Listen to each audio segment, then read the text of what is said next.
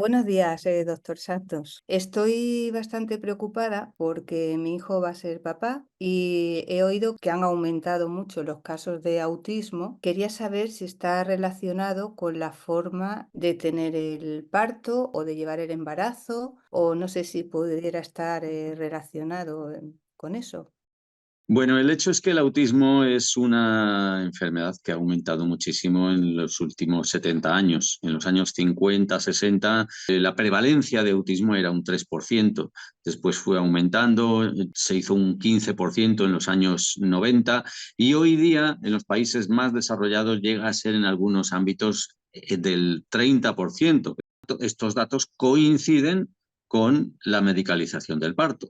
Hasta los años 50 el parto era siempre o casi siempre en el domicilio con muy poco grado de medicalización, casi no había partos con oxitocina, de tal modo que hoy día un porcentaje altísimo de los partos son con epidural, que suelen necesitar oxitocina.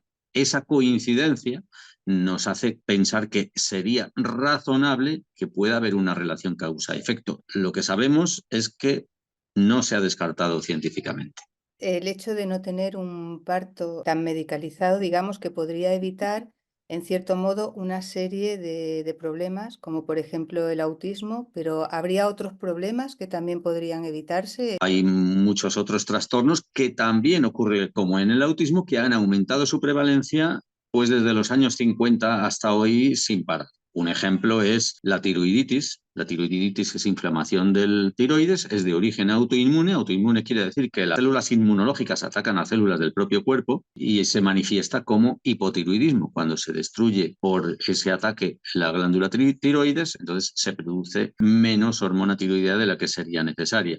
Otro ejemplo de trastorno autoinmune es la diabetes, que también ha aumentado mucho su prevalencia en los últimos 70 años. En lo que a nosotros nos atañe respecto al parto, en concreto con la carencia de lactancia materna. La obesidad es otro ejemplo de trastorno que ha aumentado en los últimos años muchísimo. Todo este abanico de trastornos que en los últimos 70 años han ido en aumento de forma concomitante con la medicalización del parto, es razonable que sospechemos que podría estar relacionado con la forma de nacer.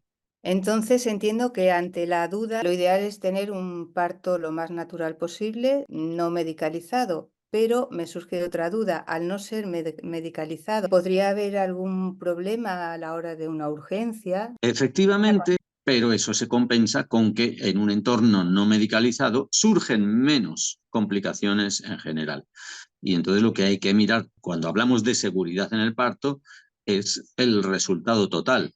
La fuerza resultante es que la seguridad es la misma en entornos medicalizados y no medicalizados.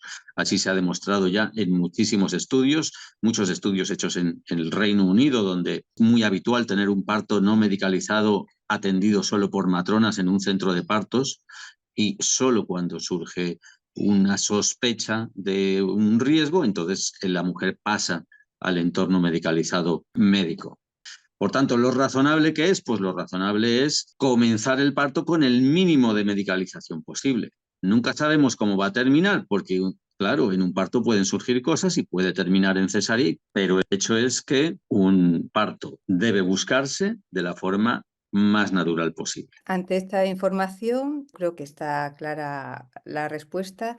Y una duda que tengo es, para que mi hijo y su pareja tengan la mayor información posible al respecto y puedan tomar la decisión más adecuada, ¿qué consejo le darías? Mi consejo sería siempre buscar parto en un entorno no medicalizado, a ser posible tratar de tenerlo sin epidural, porque la epidural ya es una medicalización importante que llama a la puerta de que vengan otros tipos de medicalización. Un parto con una epidural es más probable que necesite oxitocina.